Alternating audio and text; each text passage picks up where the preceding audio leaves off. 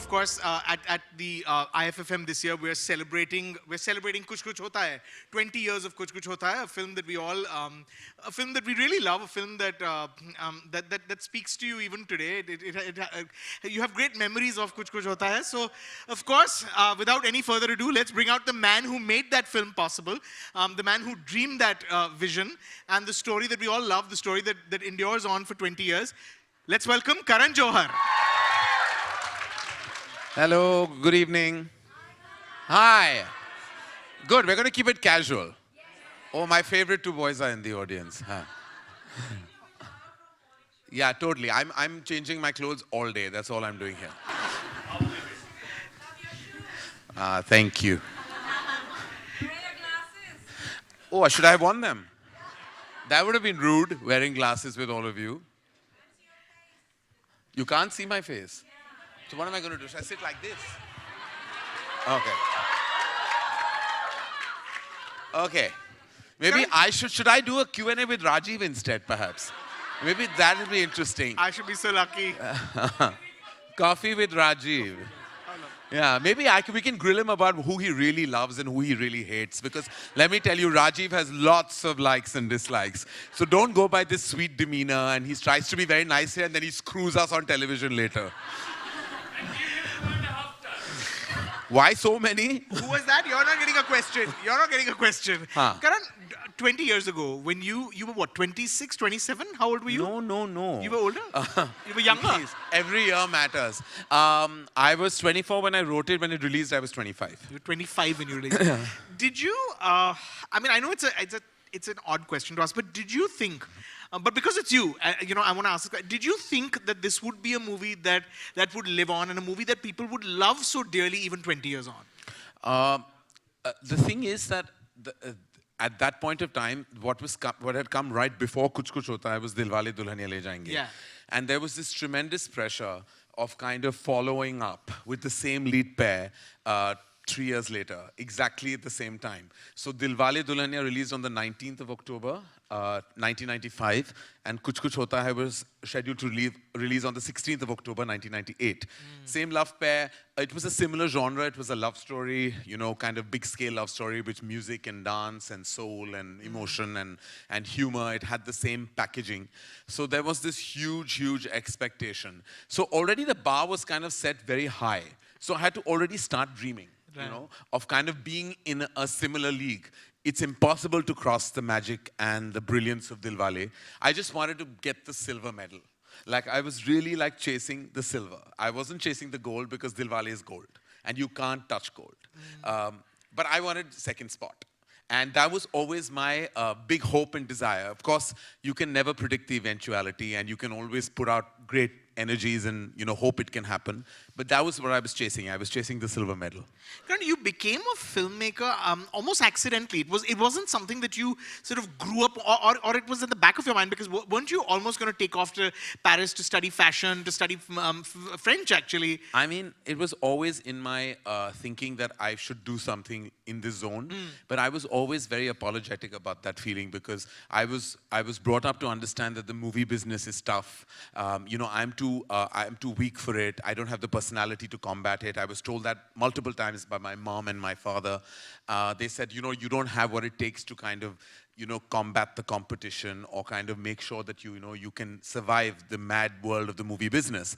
So it was always something that I pushed behind and I chased every other dream. I wanted to do advertising and designing and various other fields. But it was always there, waiting for someone to tap it, and it happened. So I was actually on my way to Paris. I wanted to study there. I had studied the language for 6 years, and I wanted to go and pursue further studies in Paris, and my father had paid up. And those days, we were not entirely that affording for me to kind of, have splurged on my education, but my father had somehow managed, and we had decided that, this is what I would do.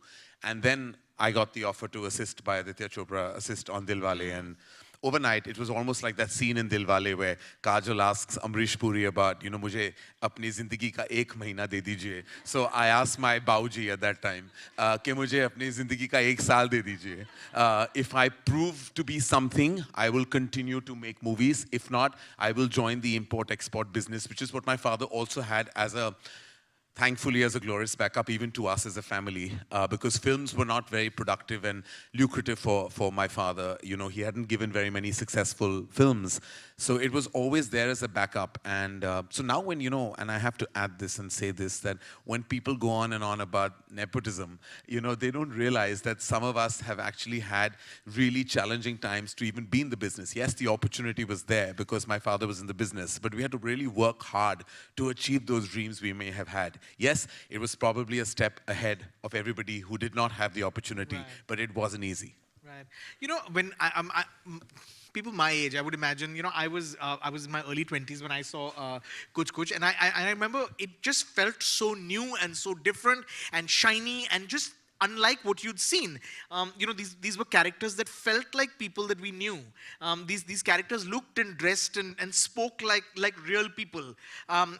Maybe not real people, okay, but certainly, you know, looked and sounded like people you knew in college. They felt familiar. You know, the college looked like straight out of you know, Riverdale. Was Archie Comics was it a big inspiration? Totally. I mean, I grew up with the ethos that cinema has to be larger than life and has to be aspirational. I was never chasing any kind of reality. I think I still don't. I was not. I was chasing a dream. For me, I grew up feeling cinema is larger than life. It's something that you should kind of aspire to have or aspire to achieve, and that's what you want to put out on celluloid. And that was my big intent with Kuch Kuch Hota Hai, is to kind of create worlds that you hadn't seen. Because I come from that school of entertainment. I've grown up on Raj Kapoor and Yash Chopra and Manmohan Desai and Nasir Hussain, and I've just grown up on larger than life cinema. So I'm unapologetically and unabashedly in love with the movies, and a certain kind of film really attracts me. So I wanted to create a college that you hadn't seen, not the college I went to or you went to. It was just a college so there was color and there were checked floors and there were yellow lockers and the people were wearing, like I remember going and shopping. My father thought I was completely crazy. I said, I'm going to London to shop. Right. And my father said, you're going to shop for what? So I said, for clothes. He's saying, have you gone mad? Who goes to London to shop? I said, I promise you, I'll buy everything in that one go. Manish and I will go. And then we went, and I was like, we didn't know what designer brands were that time. And I was like, let's buy designer brands. Like, we thought Gap and Polo Sport were designer brands at that time. And we were like, but make sure that it's there so everybody knows we've spent the money. Right. You know, because what's the point of hiding it? You know, I'm like, kisko pata chalega if it's just a plain gray jumper and it's Gap just written behind. I'm like, likhna chahiye, Gap, Polo Sport, DKNY. I'm like, we were so nouveau-riche about our garments. We were like on display with everything. Like I remember that Polo Sport t-shirt, the blue and green one, the one he dances to on Koi Mil Gaya, it's a cycling t-shirt. Yeah. It's got nothing to do with what normal people wear to college. We spotted it while walking through a cycling store. And I want to tell you, in 1997, which is when we were shopping, it was 65 pounds. And we stared at it for over a day, mulling over it. Should we buy that t-shirt? It's 65 pounds. It's so expensive. It's so expensive. And we sat and we had dinner, we discussed it. Finally, the next day, like we had climbed Mount Everest, we had made up the big decision to go and buy that Polo Sport t-shirt.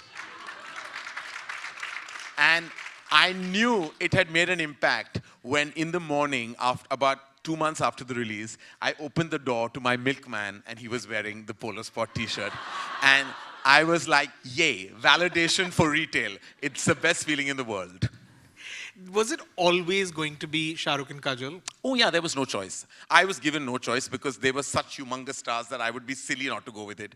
We were on the top of a hill, and which I even said at the award show, night, right. Where Kajol said that I'm going to do your first film, and Shah Rukh said I'm going to do your first film, and I thought they were just being nice, but they really followed through, and I had But to make did you know when film. they said that? Did you know what the first film was going to be? No clue. Wow, so you had your stars before you had your script. So I remember when I was on my way, Shah Rukh told me, you have a story, right? And I completely lied to him. I said, yes, I do. He said, okay, so I'm shooting for Chahat in Jaipur. It was 1996 at that time, a year after Dilwale had released. Come, fly, and tell me your story. And I'm like on the way, and I'm like, oh my God, I'm going to meet Shah Rukh Khan. And I've told him I have a story. I have no story. I have no clue what the hell is going on. So I'm like, oh, I kept thinking, and I thought of some scene which had actually happened to me in school. It was just, we used to play Just a Minute, where they used to put a bowl full of topics, and, you know, used to pick it up, and it was part of our Interact Club exercise. So I made up this story of a young father going up to his daughter. And I just had a zone that I want to see Shah Rukh Khan as a young father who's lost his wife on childbirth. And there's this moment where this child comes up and picks up this mother. Because it had happened to me in the 8th standard. When I joined the Interact Club, I had picked up mother right out of this bowl in just a minute. So it was a true story in my life. And I just narrated. I said, I have one scene. I just want to narrate one scene to you. If you like the vibe, I'll narrate the whole film back home, which is a lie. I didn't have a story. I narrated the scene. I think he caught my bullshit, but he was nice. And he said, I love the scene. Let's do it. Narrated to me after a couple of months. Then I went back and I didn't know what to do. Because I said, no, I don't want to make the story. I want to make the story of Betty, Archie, and Veronica. Then I kept oscillating between two stories. And one fine day, I was walking somewhere and I said, why don't I just make both the movies? I'll make the first half. I put a flashback and add those 8 letters. And I'll make Kuch Kuch Hota Hai. And that's how it all came together. And now when I think back, I mean, like, Kuch Kuch Hota Hai is the most illogical film you'll find on the face of this earth. Because, those 8 letters. I mean, what was said in those 8 letters? What could possibly a child understand at age 1, 2, 3? I have 2.5-year-olds, dude, at home. And if I started reading letters out to them, they would tear that paper. I mean, you know, they're not going to understand anything. And I'm like, but it was conviction. It was riding so highly on conviction that everyone bought that. It makes no sense. The film makes no sense if you think about it. But it has a lot of love and conviction. Right. And then, of course, there was the drama of Tina. Yes. Casting the third. 8 girls. Tabu, who just left the house, was one of the girls who said no to me. It started with Twinkle, who's the character's named after. I was obsessed by Twinkle. I even thought I was in love with her then. Poor thing. Can you imagine she has to bear the burden of that? And then after that, I went to about 8 leading actors. I think I went to Raveena, Tabu. I spoke to Urmila. I'd of course gone to Tina right before that, and some other girls, and Aishwarya. And I remember she was very polite, and she called me back and she said that I don't have the dates, I'm shooting for Jeans. And she was the only one who really bothered to call me back, I have to say. She was very polite and very, very professional, and she called me back. The others were very sweet and very kind, but they did not call me back. And finally, ironically, Aditya Chopra calls me one day and he says, have you seen this girl in this film trailer, film called Raja Ki Aayegi Baraat? She does a particular gesture. I think she's bang on. She's going to be a huge star. So I said, her name is Rani Mukherjee. So I went and saw it. And by then I'd heard she signed Ghulam with Amir. So I said, oh God, I don't really have much of a choice left. So I went to meet Rani. I remember she opened the door and I couldn't find her. You know, because she was, and I looked and I said, oh, there's Rani. and I was like, oh my God, she's going to be the college bomb. How's that going to happen? And then I narrated the first half to her. And even she told me, can I take 2 days to think?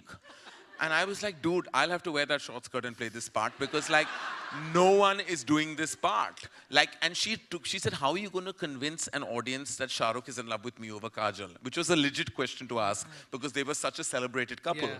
And I was like, yaar, what do I do? I'm going to just have to pray. And I literally prayed so hard that Rani Mukherjee would say yes. And when she called me, I felt like, oh my God, I've achieved like something monumental because nobody was saying yes to that part. And thank the Lord, because now when I look back, I'm like, she was the best for the film. I don't think anybody would have done the part as beautifully as Rani did in Kuch Kuch Hota Hai. Right. Was it, you know, were you consciously thinking of creating moments? Because the thing about Kuch Kuch Hota Hai there are some just beautiful moments that are sort of embedded in our minds. You know, because Shah Rukh and Kajol already had that chemistry and already had that that great cinema that they'd done together in DDLJ, which was going to. I mean, were you constantly sort of, you know, trying to create moments? Were you know, was that pressure on you that I have to, this has to pop on screen because they have to do stuff. There have to be moments that people will always remember. The thing with Shah Rukh and Kajol is to show their love is an easy sell. Because it's very easy for you to convince an audience that they're in love. Because they have such terrific friendship that friendship is what we all know as chemistry. Right. Because I believe that, you know, real life couples, when they're on screen, sometimes there's a certain amount of awkwardness. Because, you know, they find it unnatural to play act love. Right. But when you have two people who are friends, who are genuinely comfortable as friends, they can play act love far more comfortably. And I think that was the dynamic that worked for Shah Rukh and Kajol, that they were really close friends, so they could play act lovers with great efficiency. And I think the moments were just because I'd worked with them as ADs, as an assistant on Dilwale. I kind of knew their zone. So I remember, and I have to share this moment with you, the moment that they meet each other after 8 years is actually what you see on film is a rehearsal. I didn't tell them I rolled the camera. And I played that song for magic and effect. And I said, just rehearse. And they hadn't even discussed the scene. They just knew that we have to be awkward. We're two friends meeting after 8 years. They said, Karan, what do you want us to do? I said, just behave awkward. Right. How you're awkward meeting and like you all had gestures with each other. Yeah. Just, you're not completing it. Just be awkward. And Kajal said, I don't know what to do. And Shah Rukh said, why don't we just do a rehearsal and see? So I told Santosh Tundial, he was the DOP or the cinematographer of the film. I said, Santosh, don't tell anyone, just roll the camera. And we said, okay, rehearsal, silence, everything. And we gave the instruction. I silently told him to roll the camera. They didn't know. And what you see is the take we have. Oh, wow. Is that's all they did. That there was no other take. They didn't even know it was being shot. And after that, they were like, great. Shah Rukh said, great, let's do this. We'll do something like this. I said, no, it's done. I don't need anything more. I'm done. And he was like, what? I said, we roll the camera. This is it. This is it. I don't want to do it. I want to touch this because this is organic, it's pure, it's real, and it's from the heart. You'll never be able to emulate or replicate this. What were you like making your first film? Were you nervous? Did you always know you could do it? Were you ever overwhelmed by the fact that you had these big stars? I was more overweight than overwhelmed. At that time, I think the nervousness made me eat a lot during that process. I was very stressed out. I was very scared. I was very nervous. But I was also humongously excited because I couldn't believe that I actually had a job. And I was making a movie that was going to be released in a theater where people were going to walk in and see my work. I couldn't believe I had an out-of-body experience right through that film. And every time I would can a shot, I would like, I took this shot. This is my scene. This is my movie. These are real actors. This is a real film. This will eventually release. And like, I don't know, but I think this is a feeling all debut filmmakers have. Right. Oh my God, that oh my God moment happened to me about 1,000,000 times right through that film. Through the turbulence, through the issues, through the stresses, through the budgetary constraints, through everything. It was like, oh my God, this is mine. Like, I couldn't believe it. I still can't believe like I actually did what I did, and I still can't believe I have done what I've done. Like sometimes you just feel like my life has been a series of happy accidents. You know, Rani, I remember her saying that you weren't very kind to her when you met her No. in Mauritius the first day of shoot. I mean, I was not kind. I was just snatching her food away. So I want to tell you, she had to look like a college bomb, and the prerequisite of a college bomb is to fit into those hot, sexy clothes. And I was like, Rani, you got to lose some weight before you come. And she said, yeah, I will lose 4 kilos. And when she reached Mauritius, she had put on 4 kilos. So I don't know what had happened in the time that I had left her, but clearly she had, you know, kind of had one too Celebrated many landing the role. excited pieces of dessert.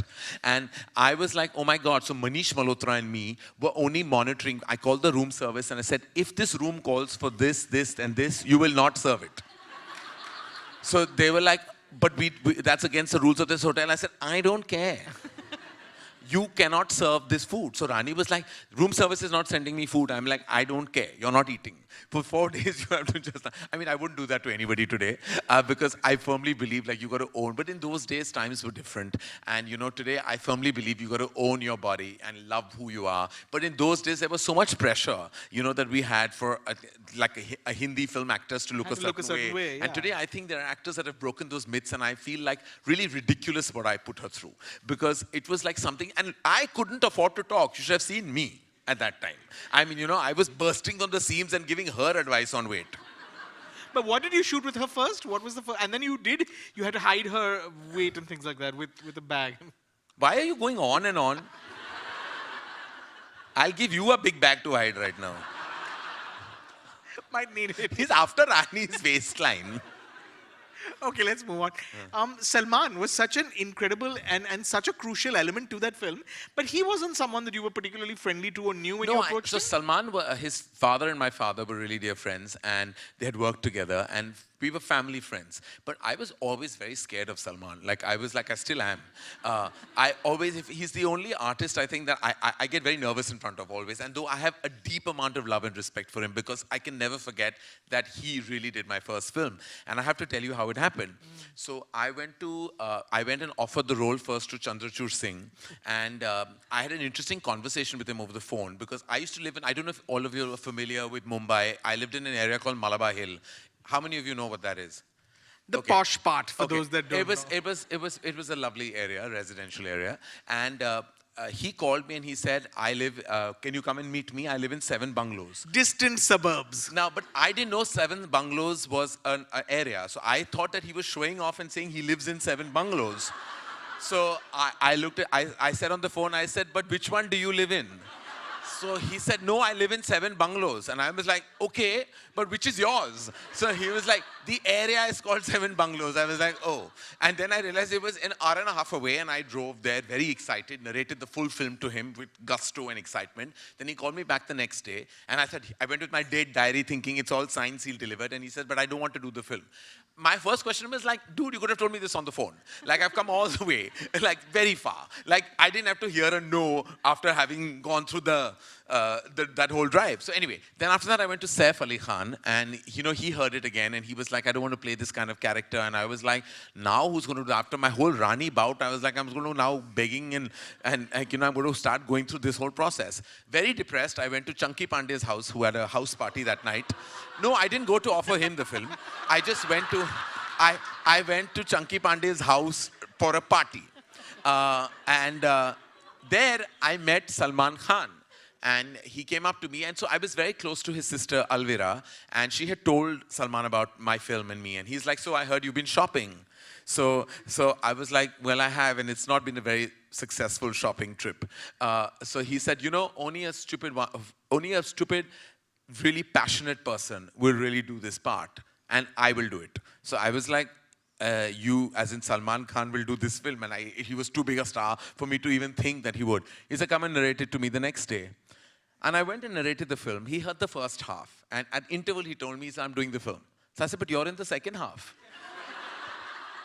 He's like, I don't need to hear it. I can hear it in your voice. This film I want to do, and I'll do it for your father. He said, not for you, I'm doing this for your father. And I don't think I can ever forget that grand gesture of Salman's, because he just said it with abandon, that I'll do it for your father. He didn't even hear the film. He didn't hear the script. He just did it. He arrived on set. I told him the basic beats. He did it.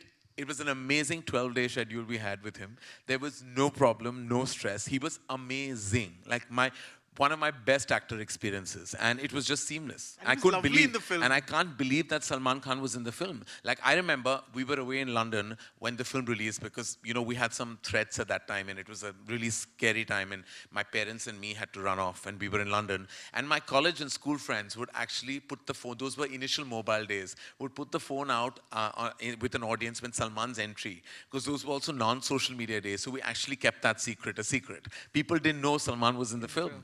And when they arrived, and there was such a loud roar, and I was all the way in London hearing this audience, feeling like I'm going to start weeping because I can't see it. And there I had my mother next to me, who was so paranoid about the threats that she secretly kept saying, if the film works, will we get more threats? And I was like, secretly, is she hoping that the film doesn't work? Because I was like, Mama, it doesn't matter, How did that film's success sort of change your life? It changed it completely. I mean, from that lost child looking for something to do, finding the right direction, pun totally intended, to have made that first film receive the kind of love it did. It was surreal. It was like a dream that had been fructified to perfection. And more than anything else, what really completed it for me was that look on my father's face. When he had seen cinematic success after being in the business for about 18 years and only seen failure, that look in his eyes, that aura and that energy he had, and the fact that he was so proud that it came to him through his son, through me, it just completed that portrait for me. That whole portrait, it was just made it it made it everything. Like, for me, nothing is more important. Success, I believe, is transient, as is failure.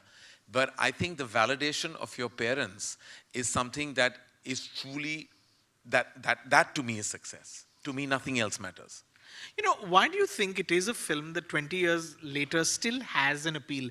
Is that something you've thought of? Because, you know, you look at some films and you look at some films that were very successful in their time, and then you have some distance and they don't hold up. Sometimes they just feel dated. They feel like the emotions are dated. It feels like the story is dated. You know, the fashion will date.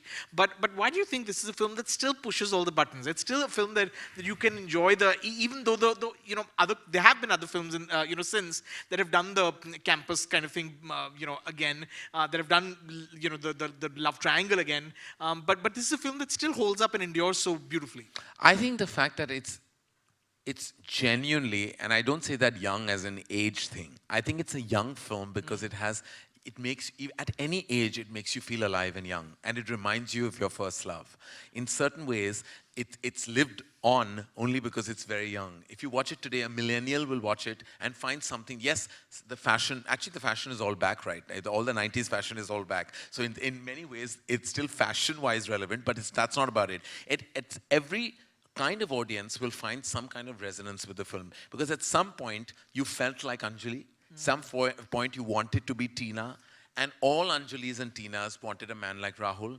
All Rahuls wanted to be completed by a girl like Anjali. And I think these are prototypes, stereotypes that are cliched but very resonant with the people across the world who have watched the film and have deeply identified with it.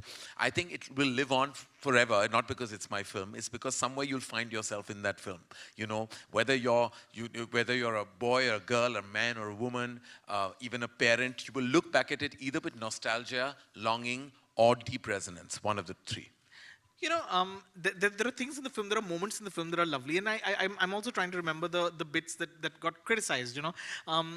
Just the whole idea that this is a man who, when he sees this girl, I mean, the basic, It's politically completely wrong. right. You know, I mean, like, and I Anjali as a tomboy, it can only be a friend. There's just no attraction at all. Totally. Anjali's in a sari, pallu Hot. flies, and suddenly she's a woman. I'm telling you, it is the most politically incorrect film. And I would never be able to replicate that incorrect politicalness today. Shabana Azmi, I remember, called me. She saw the film in England somewhere. And she said, and I've said this at various times, and she said, क्या मतलब हुआ? छोटे बाल थे, लड़की की तरह घूम रही थी तो इश्क नहीं हुआ. साड़ी पहन लिया, कपड़े इतने खूबसूरत हो गए, बाल उड़ने लगा और इश्क हो गया. How dare you allow this? What do you have to say? So I took a beat and I said, ma'am, I'm really sorry. So she said, sorry? यही कहना चाहते हो तुम? I said, हाँ, मैं और क्या कहूँ, because you're right. It is totally wrong. But मैं क्या करूँ? Those were my thoughts at that time, and I'm very apologetic about those thoughts, because today I don't have those thoughts. Right. I was young, uninformed, and possibly cinematically influenced to a certain stage that it was kind of, we were ticking boxes. A girl was meant to be like this, a boy was doing like, but over the years you evolve, you mature, and you become a far more, I would say, a far more emotionally sensitive human being, where you're more in touch, you know, you're more liberated, you're more in touch with yourself, your thoughts, your sexuality, your inclusiveness, your thoughts change. But in those days, back in 1997 when I scripted it, I was still playing Hindi film. Right. I wasn't really playing, I was playing to the gallery. I wasn't thinking. So all the boxes are incorrect, but the thought and soul is in place. Right. And there are some beautiful characters that one still remembers, right? Remember the little boy? Tusi na jao. I mean, do you remember when that came about, how that came about to the writing? I have no idea. Wow. I just had this silent Sardar boy who just had one line to say, Tusi na, why was he silent? We don't know. I don't know. There were a lot of I don't knows. If somebody asked me, by the way, what did Shah Rukh Khan do in the film? And I was like, I don't know. He was business or something. Yeah, like, you know, as generic as that. Like, what the hell were they all doing? And why was Kajal as a school teacher dressed like Chandni? We don't know. Like, we don't know. Why was Rani dressed like that to college? I don't know. I don't know. And I have no justification. But all I can say is that I worked very hard.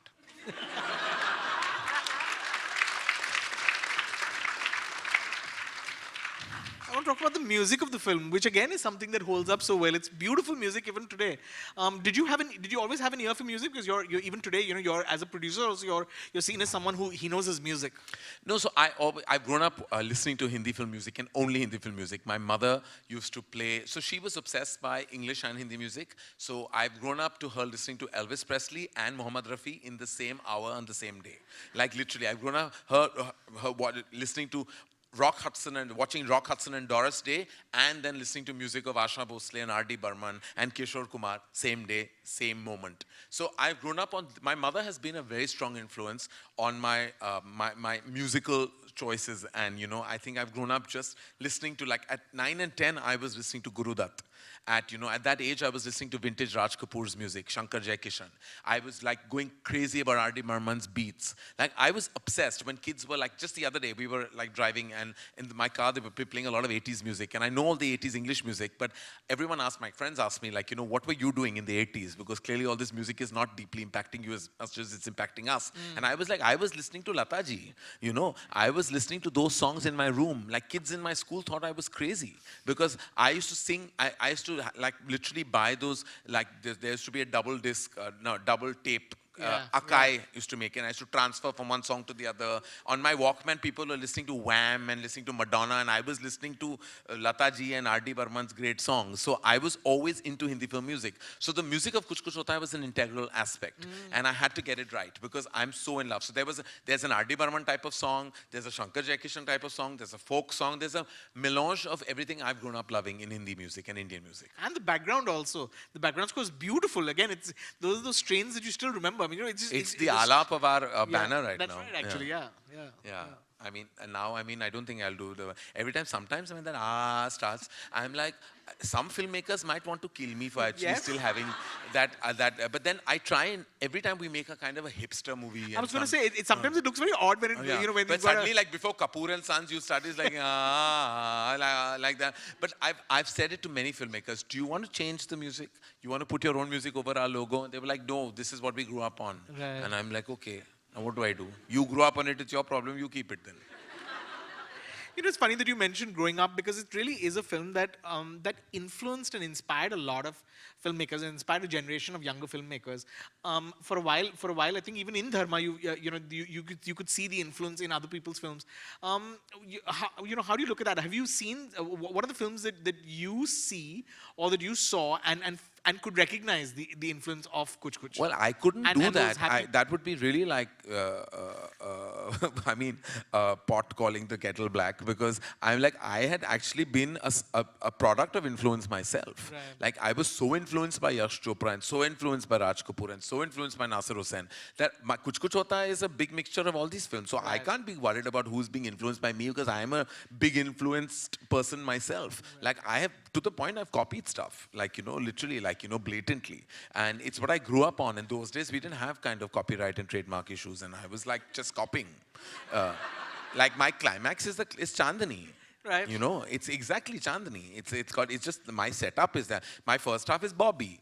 It's got like there's so much of copying. My folk song where she sings Tujhe Yaad Na Meri Aaye is exactly what Raj Kapoor would have done, but I tried to do it in my own way. I fully lifted, copied, got inspired. You can say what you want. So I am not a one to start catching ke ye mere se copy. I am not original myself.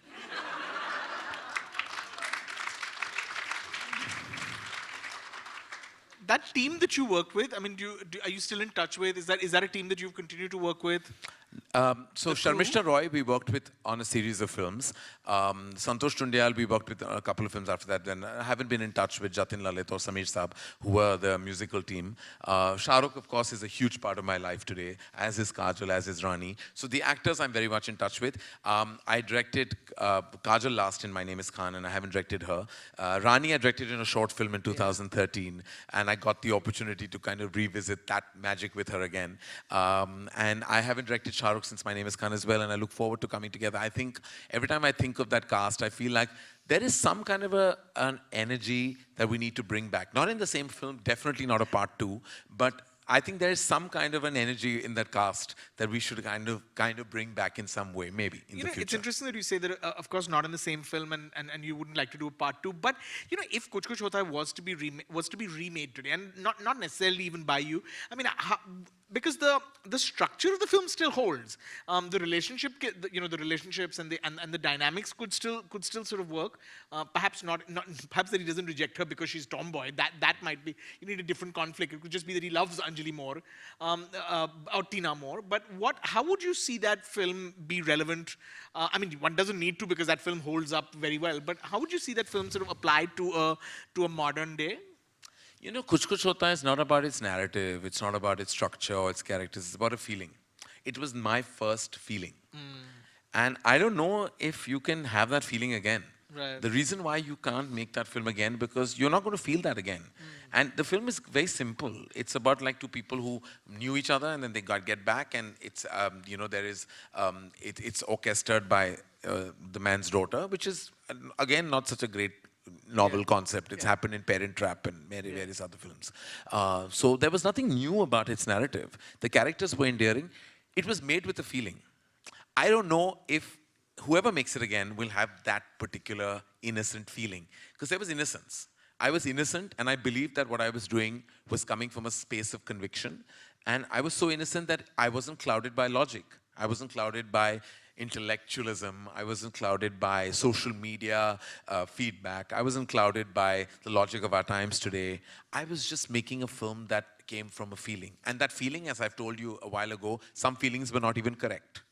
Some feelings were not politically correct. Some feelings were, I suppose I would evolve and change through time. But then you lose that one basic feeling. I don't know, it's not a film, it's a feeling. Right. And I don't know how that feeling can come back. Did that film, was the success of Kuch Kuch Hota Hai what empowered you to believe and dream even bigger and plan, and, you know, and want to do Kabhi Khushi Kabhie Gham next? Yeah, which that really was, is the biggest Kabhi film. Khushi Kabhie Gham was me showing off. That was me, like, now I've got success, now I'm going to show off. It's like, you know, when you become rich and you buy a big car, Kabhi Khushi Kabhie Gham was my big car.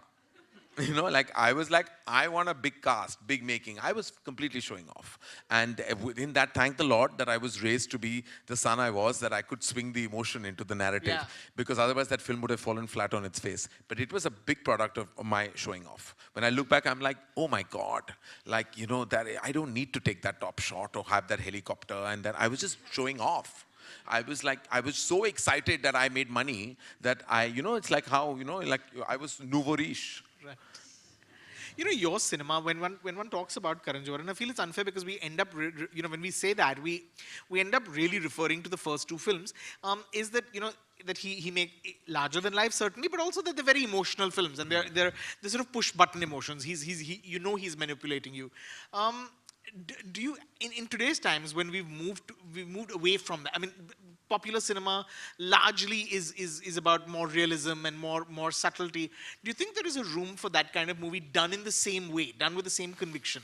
I think, you know, if you tweak some of the narrative, you know, points of the film, I don't think it's the tonality that's the problem. It's some elements of the narrative need tweaking. Right. Some of the screenplay needs to be made a little more grounded, more real. I totally believe the tonality will even work today, because I think we're intrinsically in love with a certain space of cinema, while we definitely have gone towards far more intelligent, far more cerebral, far more thought over, evolved cinema. There's also that space for like organic, pure Hindi film pagalpan. Right. And you want to kind of enjoy that ride, that song, that dance, that over emotion. And there are films that have worked, let me tell you, in the recent past, that may not be critic friendly, Sure. but even a critic, and I think secretly you like some films a lot more than you even Of say. course, yeah, because what will happen is that you feel, I know, and I believe if I was a critic, I would do the same, because, you know, you become part of a certain club of people that you want to be a member of. And if you like something that is not going to adhere to the needs and demands and the prerequisites of that club, you'll have to diss it. But secretly, you listen to that song. Like, I read a tweet of Rajiv's in the morning where he loved Arman Malik's music, and he said, I love that song, Main Hoon Hero Tera. But I don't think if he sits with Anupama Chopra, he'll tell her that. You know, they'll talk about you know, a film that has won a national award, but secretly they'll both go back home and listen to that song. So I'm saying there are more people like you, and I say this in the best possible Yeah, way. I You know know, that. sometimes even me, like I feel like I have to subdue. Even when I'm writing a film, Correct. Rajiv, I'm always thinking about, but what will Rajiv think, you know, and what'll the critics say? Because oh my God, I can't do this because this is not actually matching the order of our times. But there is a mad person in me that wants to explode and make that full-on Hindi film, Anyway, yeah. and I don't want to be apologetic about it. I constantly feel that we get apologetic about what we're doing in Hindi cinema because we want to appease to a certain kind of audience, and we want that glory, and we want that rating, and we want that applause. But yaar, I grew up on a certain kind of Hindi film, and I grew up on a certain kind of madness. I grew up when a boy looked at a girl and a girl looked back, and there was love, and you didn't have to explain कि कहाँ मिले, क्यों इश्क हुआ, why, what, where. I mean, हो जाता है यार. When Guru Dutt stares at Wahida Rahman, that was love. You know, when Shah Rukh looks at Kajal, that's love. Today we have to say, but they met only once, how they fell in love. I'm like, you swipe left and right and fall in love, yeah? You can do the same. So it's like, you want to go back. I mean, want to go back and revisit that syntax. Right. And I feel like I myself am not doing it. Because I'm so worried about what you'll say. Why are you doing this to us, Rajiv? But actually, you know, you brought up something really interesting. In the age of Tinder and in the age of, you know, sort of instant noodle love, does that love, can that be convincing? That kind of enduring love that is in a film like Kuch Kuch. I mean, the fact that, you know, that she's still holding a candle for him all these years later. She's still, you know, and there is an unspoken, though it's very funny because the line of the film is "Pyar ek hi baar hota hai." Except that Oh, it's a completely ridiculous line. Because it makes no sense again. He says, "Pyar ek baar hota hai," he falls in love twice. Shaadi ek baar hota hai, he gets married twice. I don't know what I was thinking. Like, you know, I'm like, when I'm looking at the line, I'm like, how come no one caught me on all these things? Like, you know, some may have, but I mean, more or less, I think besides Shabana ji and some others, I was saved some of that criticism. But you're saying that, is it possible to have that intense love? Look, I think, if you ask me, there is more angst in this generation, and who we know as the millennials. God bless all of you. I wish I was you. Or millennials or the Gen Z generation. I think there is more angst, more tarap. Have you noticed only songs of desire and longing and unrequited love work today? Right, It's right. because everyone is falling in love with somebody they can't have. Right. And I think there's more love in this generation, more intensity. It's just that way of expression is a little more progressive than it was. It's not aankhon hi aankhon mein. It's now you're swiping away to glory. But I'm like, which is great, more power to you, as long as you're safe. And I'm like, there's a lot of angst. There is a lot of ashiki in this generation. And I think there is a lot of love when you see a film. I purely talk about the love and intensity, why a Kabir Singh has done the numbers. It's because it's talking about intensity of love. And I think there is a Devdas in every generation that needs to be made. There is intensity in every, and I think we don't make enough love stories because we've run out of conflict. Right. And I think the problem is that we should not actually stick to staple conflicts of parental conflict Right. or of, you know, status conflict. Yeah. But right now the conflicts are internal. It's about like, I don't love you, but I love you, and why don't you love me? And you know, it's those it's become internal. It's no longer about parental pressures, etc., that we've made many films on. It's about conflict within. And I think we need, as filmmakers, to tap into more stories. Yes, to answer your question, there is passion, there is intensity. It's just a different syntax altogether. Okay. You know, I'm going to open it out to the audience for in a minute. I'm going to ask you one last question. Is there one scene in that film more than the others? Is there one moment more than the others that just brings back, you know, a very special memory, or one scene that you really loved filming? There was, there were a couple of moments in the film really that bring back so many memories. There was one scene in particular which I remember we created right there. We were shooting in Scotland, but actually the college was shot in Mauritius, but it was all actually meant to be in Faridabad. If anyone knows this, that college is Faridabad. Yes. If you go to the station, which was Apta, where we shot it in Maharashtra, if there is a signage that says Faridabad, it's a lesser known fact. If you zoom into that scene and you stop on that part, it says Faridabad in yellow. But we shot it in Mauritius and Scotland. nowhere close to Faridabad. But I'm giving you a hashtag trivia that it's meant to be Faridabad. Why is it in Faridabad? Because we actually did some kind of research at that time, and there was an American college in Faridabad that was kind of hip looking at that time. Or so I was told by my Not hip assistant enough to team. shoot there. No, so we decided that logically we must now base it in Faridabad. But don't ask me why again. So it's Faridabad. So back to your question, that moment we shot in Scotland where Kajal comes overdressed, thinking she'll impress, when Anjali comes to impress Rahul, and he laughs at her. And then Tina realizes and goes, and then Shah Rukh comes and they holds the hand. And there's that scene where he says, "You're the most beautiful girl in the world." And then when Tina wants to basically give them a moment, and then he holds her hand and we cut to that wide shot. Now that was a moment that we kind of discussed on set. It was kind of written in a different way, but somehow we felt that, and it was created on the set spontaneously and organically, it just happened. That moment to me defines the way we made Kuch Kuch Hota Hai. It was collective. It was like a community feeling that we had for each other while we made it, and yet there was an impact as a result of it. So that scene kind of like comes together for me very beautifully. And it is a beautiful scene. It's full goose flesh scene, as they say. Okay, we can take a few questions. Again, I'm going to repeat. The last time you all had very good questions, so Izzat rakh lo. Questions, no comments. We all love Karan Johar, so you don't have to keep repeating that. We will tell him at the end together. Okay, the lady here in the black who's clearly very excited. I'm so lucky. Okay, but just one I'm question. so lucky. This morning, I was just standing in front of Karan's car. He didn't even look at me. I was so depressed, so depressed. I just wanted to tell you, Karan. I'm staring at you right now. Thank you.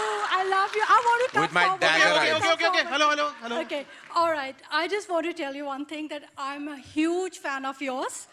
And to dedicate your show, Karan, Coffee with Karan, I have started my own show, Coffee with Sarah, here in Melbourne. Oh. And I invite successful people. So I can sue you tomorrow. I wish you could. So I just wanted to tell you that I'm a huge fan, and you inspired me so much, and you inspired so many people here. Thank you. And you don't even know that how much we love you. Thank you. And That's how very kind. much we get inspired by your shows. And I just want one thing from you. If you could have coffee with me. On my show. Oh, okay. Next year, when I come back, I assure you I will speak to Meetu and make sure that if your show is still successful, which I'm sure it will be, it has a lovely name. Of course it will be. I'll keep it I will come running and for have you. coffee with you. Thank you so much. Thank you, Rajiv ji, for giving me the chance. The Thank gentleman you. here in the front row. The gentleman in the front row. Hi, Karan. Hi. Big fan. I'd just like to say also really appreciate your sort of candidness in interviews, and it seems like you're very self-aware. My question is, you've got really good artistic views, but you also understand the box office very well, it seems.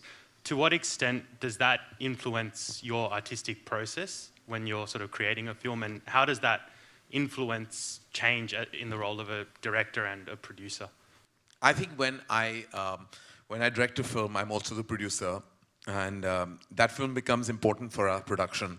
So I make a film that I believe in, but I believe that what I do is a blend of commerce and art, and I feel that you can be artistic with a commercial bent. And that's what I try and do, because I firmly believe in it as well.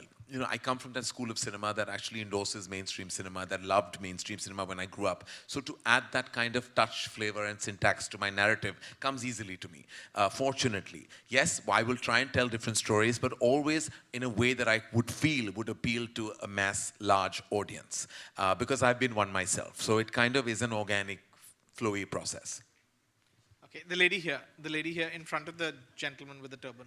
Hi, first of all, thank you, Rajiv. It's kind of nice to see you as well. And welcome to Melbourne, Karan. Thank you. I have a question for you as a storyteller, because you seem to be a very natural storyteller. And I know that you've written quite a few of your own films as well. I'm just wondering, since you're also quite musical, how do you factor in the music when you do the writing? Is it when you initially, go into it already, or there's a draft, or do you have meetings with other people and discuss it? What's the process of incorporating the music? So the thing, ma'am, is to answer your question, initially the first decade of the work that I did, which was 98 to 2010, songs were like celebrations of emotions. They're all happy, we sing a song. They're sad, we sing a song. We are getting married, we celebrate that with a song. So it used to be we celebrate an emotion or an event in the film. It was fairly easy, it was easy to incorporate. The last decade, which is now from 2010, from My Name is Khan till now, and as a producer also, film songs cannot be lip sync anymore. There's no lip sync music, actually, if you've noticed, because our characters are more real, and real people don't really start singing in the middle of nowhere. So we had to incorporate music and keep them in the background. So that was more challenging. When you wrote the screenplay, it had to kind of creep in. It had to take the story ahead. So you created what you call the montage, which is a collage of events, and that you can move the story over a song. So if you're showing a process of love, they're not singing it, but you show various moments. It becomes a montage. So if you notice, there's a lot of montage now in cinema because it's no longer sung. Because when we were singing, there was no montage because they were singing, and in that 6 minutes duration, you knew that abhi ishq ho gaya hai, pyar ho chuka hai. And now you have to keep showing, now abhi chai pee rahe hain, फिर coffee pee rahe hain, फिर walk पे जा रहे हैं, फिर कहीं घर पे सोच रहे हैं. Montage, montage, montage, montage, montage. You have to keep adding like that because we want to be more real. Unfortunately, we've stopped singing songs, which is so sad. I still want to break into song. You feel free. I would love to, but I don't want you all to run away. But anyway, I'm tone deaf. Okay, the gentleman in the second row. Yeah. Hi, Karen. I'm from Mauritius, actually. I was Hi. about 10 years old when you shoot that at University of Mauritius. Yes. Oh, you were there. Yeah, I was there. And I remember you, Kajol, Shahrukh was there. And my question is, quand est-ce que vous allez revenir à l'île Maurice pour faire une autre film? Il faut que je visite Maurice, c'est très joli. Vraiment. Et tu parles français? Ouais, je parle, mais il faut pratiquer. Il n'y a pas beaucoup de personnes en Inde qui peuvent parler en français. That's very good. Get a room, guys. I'm going to bring Indian Film Festival to Mauritius, and I want you to be there as well. I'd love Keep to in be touch. there. Thank you so much. Mauritius brings back so many memories. Thank you. Thank you. Wow, this is tough. Okay, the girl here in the second row. Hi, Karan. Welcome to Melbourne. Love your work, love your style, love your candor and candidness. Thank you. I know you mentioned about Kuch Kuch Hota Hai, there was a moment, and you cannot practically replicate that. But if I was to give you a scenario, who would you cast in Kuch Kuch Hota Hai now? Who would be Anjali, who would be Rahul, and who would be Tina? I'll give you my three. Raji, what are your three? I'm interested. I'm just genuinely interested. Who would you cast? Oh gosh. I mean, my favorite actors are Ranbir. So Alia. Ranbir is Shahrukh.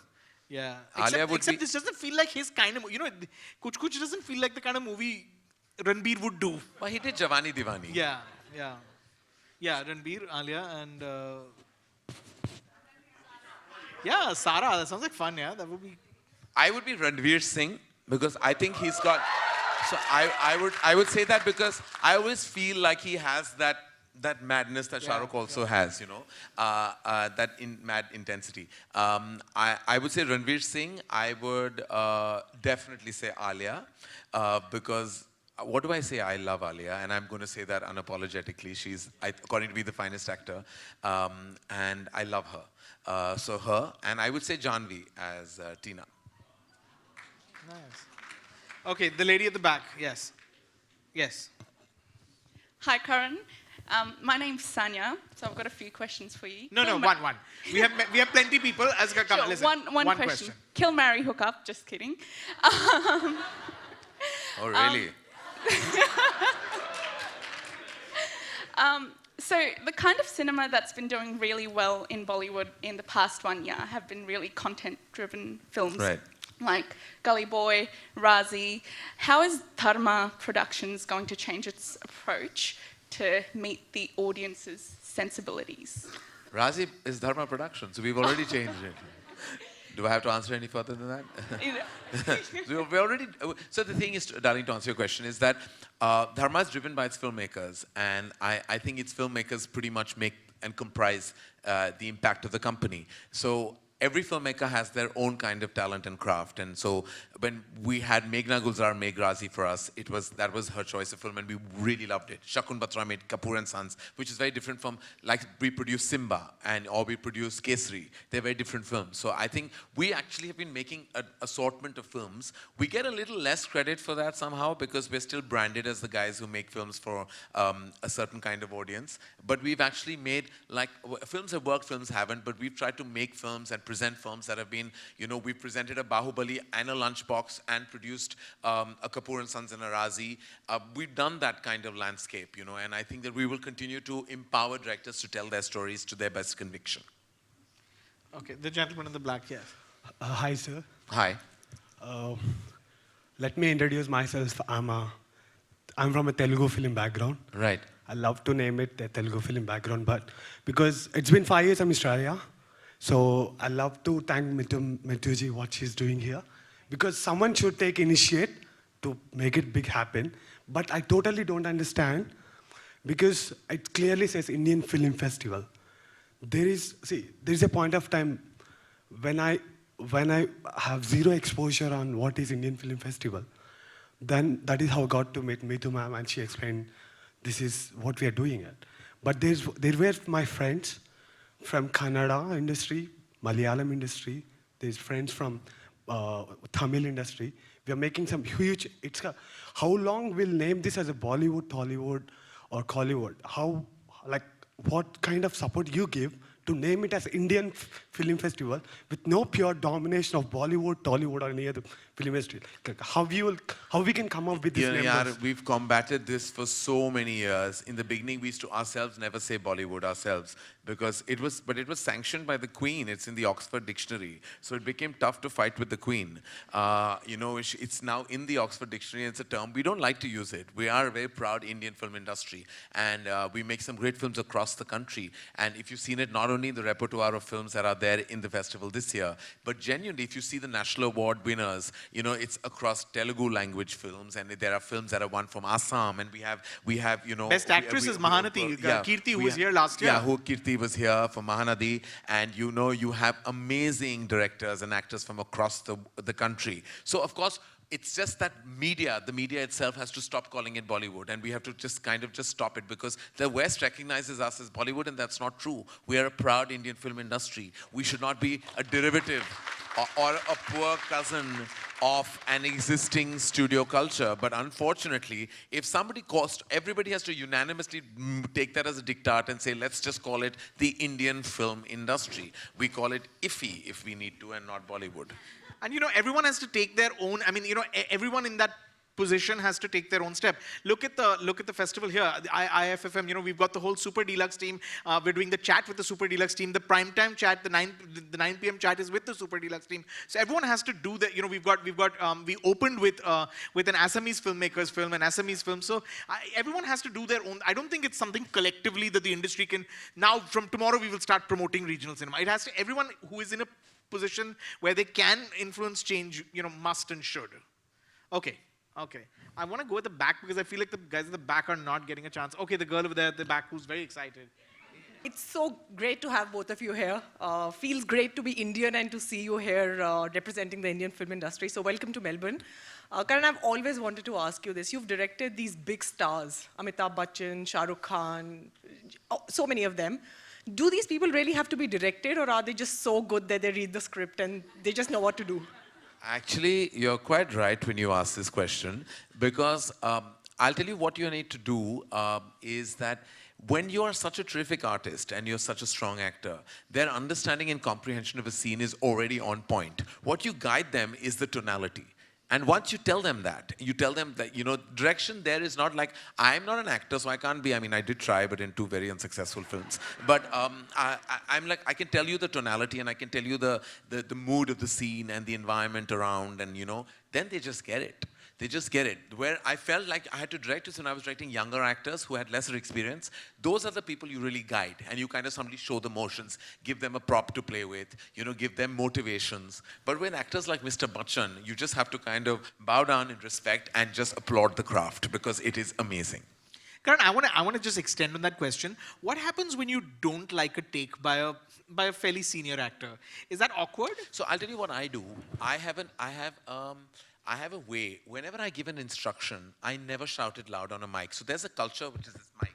We have where directors sit behind monitors and start screaming, you know, because the director must feel that he's leading or she's leading the team, and you start giving instructions. Ever since I can remember, this is my biggest training to all my assistants. I'm like, never give an instruction to an artist performing on the mic. Get up, go to them, silently whisper to them whatever you need to say. Because an actor is a very insecure person at that time. No matter how big a star, he or she is always vulnerable and insecure. They always feel like they're being judged at that moment, either by you or by the crew or by a co-actor. And you need to be sensitive to that emotion and that feeling. So if I don't like a take, I will not say, no, didn't work for me. We'll do another. I will get up and I'll say, no, sir, can we try again? Maybe the tone is not right. Maybe I'll whisper it. He will nod or she will nod. I'll go back and we'll do it again. So nobody knows what has transpired between director and actor. Because you don't want to and that is something that whoever has worked under me, I'm like, please do not scream instructions to artists. An artist is a sensitive, vulnerable force that you have to deal with an equal amount of sensitivity with.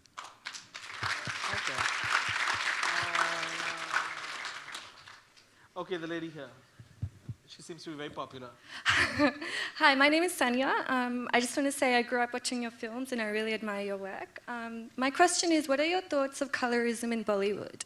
And are Bollywood directors doing anything to introduce more skin color diversity to represent the large number of Indians who are not as fair as most Bollywood actors? Well, when you talk about color, I mean, in India, when you talk about, we have worked with all kinds of actors from across the country. You know, I mean, I firmly am somebody who endorses diversity and integration at any given point of time. I've worked with actors from the north, from the west, from the south, from the east, everyone of prominence, everyone of color, and everyone, and we've even open to working with people from across the globe, if so need be. There's no such thing. I mean, I'm a liberal voice in cinema, I'm an inclusive voice in cinema, and I'm somebody who endorses every kind of, we've talked about all kinds of topics from infidelity to homosexuality in our cinema, and we've always tried to do it sensitively. Sometimes we've been criticized for it, but we've always tried to do something that could actually enforce and talk about external forces that maybe a lot of our society don't understand. We try and be in this current climate, and I myself have made some errors where we've actually had songs that have objectified women, and I've gone on record and said that I wouldn't do that again. We're trying not to be ageist, we're trying not to be sexist, we're trying to empower our women in cinema, we're trying to kind of make sure that we endorse thoughts of sexuality and present them in the right manner. We're trying. Our endeavors are at a high point in Dharma Productions. Okay, we have time for one last question. It's going to be the gentleman in the hat. Hey, मुझसे दोस्ती करोगे? It almost seems like that. Who are my fashion icons?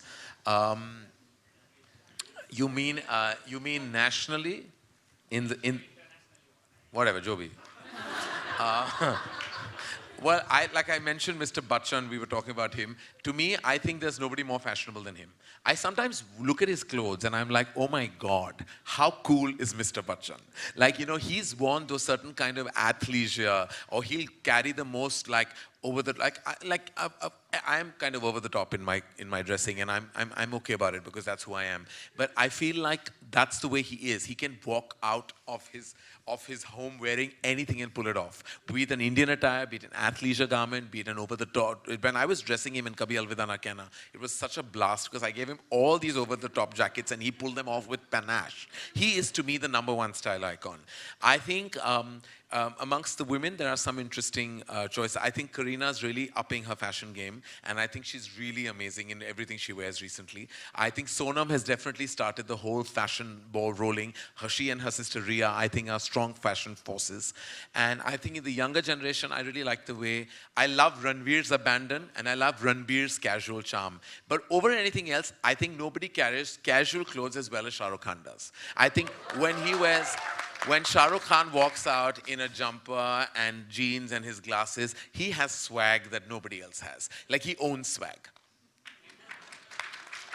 Unfortunately, we don't have time for more questions, but thank you, Karan. Thank you. You know, one of the things about Kuch Kuch, I feel like, and you know, I said it that day, I was talking to Shah Rukh, that, you know, we talk about how it's important that films make us happy. But here was a film that sort of taught you the importance of heartbreak, that taught you the importance of, you know, of a good cry. There are some films you just need a good cry sometimes, and it's my go-to film for that. Yeah. It kind of makes, you know, it kind of fills up a space in your heart, which a lot of other films don't. I think that's why the film endures so beautifully. It kind of, it's that mixed thali which gives you a little bit of many things. It's a beautiful film. Thank you so much for Kuch Kuch Hota Hai. Many congratulations, 20 years of Kuch Kuch. And thank you for being just so amazing with your time, so generous with your affection. We love you at this festival, and we hope you will keep coming back.